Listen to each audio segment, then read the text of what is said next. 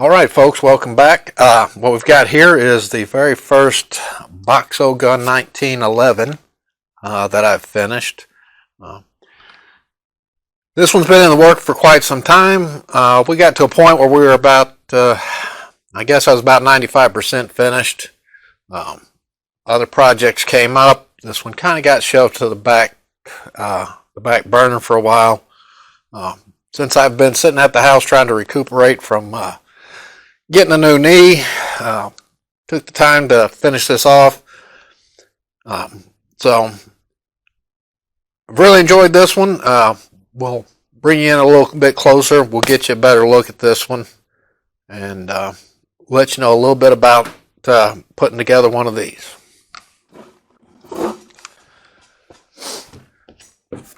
Okay, so to start off with, we've got a Stealth Arms aluminum frame. We've got a Rock Island slide, Rock Island barrel. In fact, most of the other parts are Rock Island, except for I did go with the Nighthawk Custom one-piece drop-in hammer sear disconnect, which works out real well. Of course, we went with the threaded barrel so that we can run a suppressor on this one. Like I said, we like to be friendly with our neighbors and not be too loud and obnoxious with our shooting. The only thing that had been keeping me from having this thing finished up was fitting the thumb safety. At this point, thumb safety works. It is a ambidextrous, so that was what kept me from having this thing finished sooner. Shot this thing so far, it's shot real well. Of course, the one magazine I did use on it, very old military surplus, used all to hell. We'll just need a little bit of tweaking on the follower to get that up and running. But the reason I'm bringing this one up at this point is because I'm getting ready to start on a second 1911. This one right here is 45 ACP. The next one I'm going to be working on is a 10 millimeter. Now, of course, purchasing this, it is a bare aluminum lower, so I have gel coated this one, and we'll do that with the next one as well. A little about this, a nice thing with aluminum frame. As is, this weighs just under 30 ounces. By comparison, my Colt with the steel frame, without the threaded barrel, weighs right at 36 ounces. So, is a little bit lighter if it's going to be resting on your hip all day than a standard steel frame. And like I said, next what we are going to be working on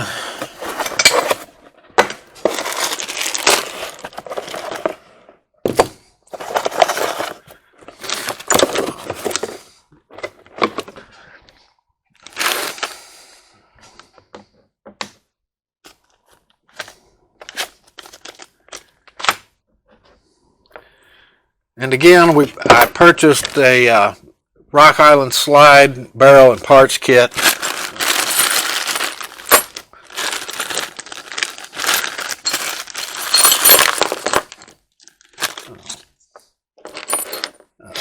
For those of you that are like myself, if you've put together a number of the polymer 80s, if you've put together a number of the ARs, most of those parts become plug and play. Anybody who's ever spent time with a 1911 knows you rarely get away with that. You almost always have to do some fitting with a 1911. I have found that to be true from day one. First time I worked on a 1911 would have been 1994. And every one of them I've ever dealt with, there's going to be some fitting required. So with this one so far, I've got the rails cut and it's ready to go. I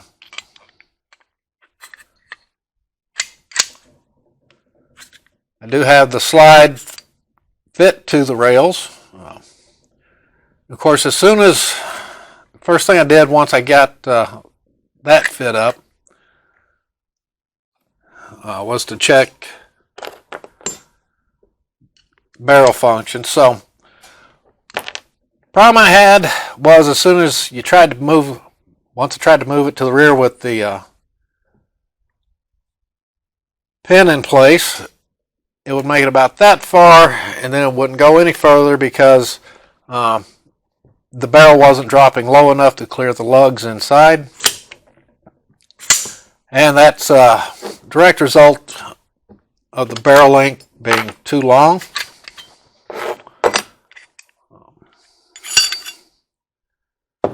So with the barrel link, most of them come from a factory with what they call a number 3 length.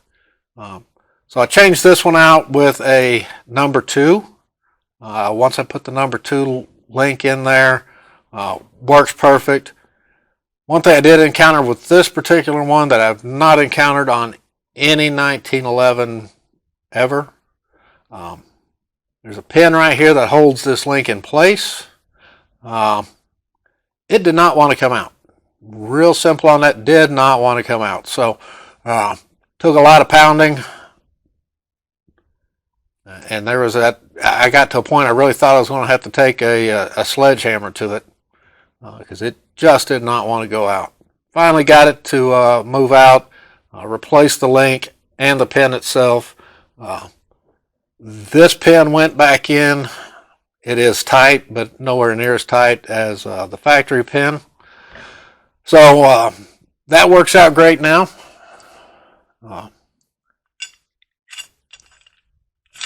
This is a 10 millimeter. One of the things you'll notice, 10 millimeter, this one is not set up to use a barrel bushing. You'll notice that the barrel is really thick out here on the end, and it is contoured so that this will all act as a bearing surface up here.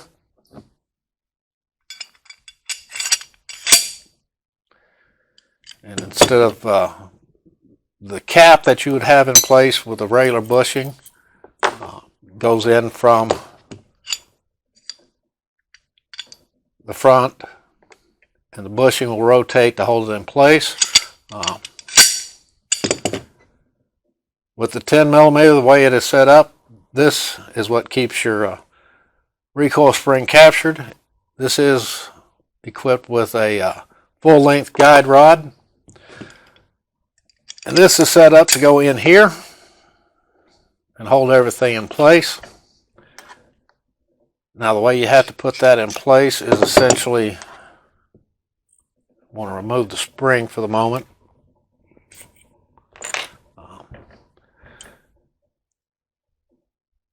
Placing the spring on there through, you have to compress it, and there is a small hole right here.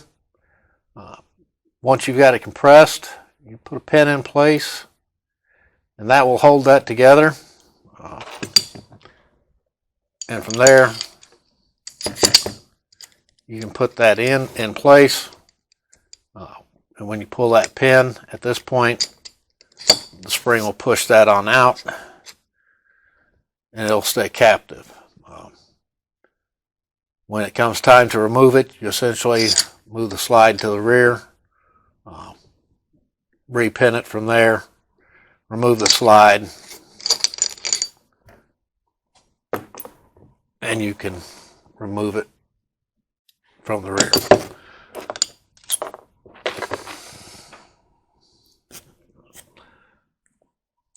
So that's one of the adjustments I've already had to make. Again, test fitting some of the parts. With the trigger and the trigger stirrup,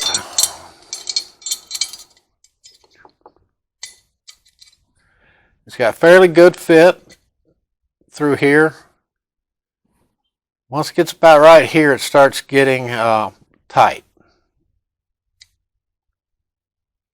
So right up through there, it's real rough. And we'll get this close to the microphone and see if you can hear the grinding.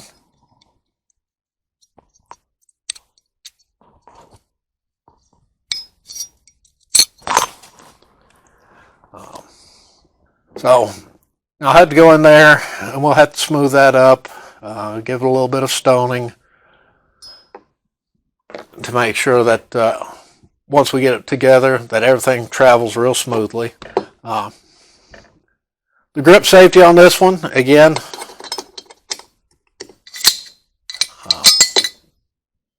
up here, it's got a good fit,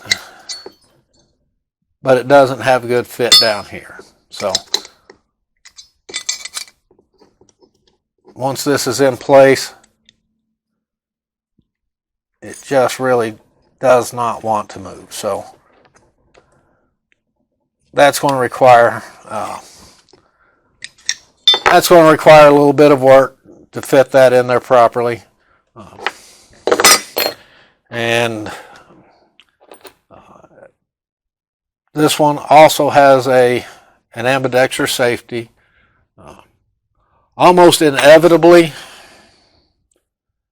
manufacturers are going to leave a little bit of extra meat right up here so that once it is fitted up,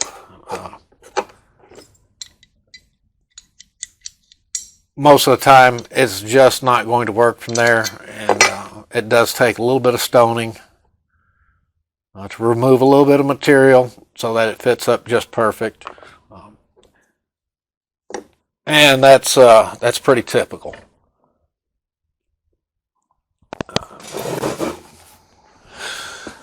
Okay, so like I said, this is the next project that'll be getting started. We've already got started on it. We've got this. We still have the next SBR. In fact, we've got the upper receiver for that one on order. It should be in soon. So we'll be kind of working both of these projects at the same time. We'll try to keep you updated on those as often as possible. And thank you for visiting. We will see you next time. Thanks a lot.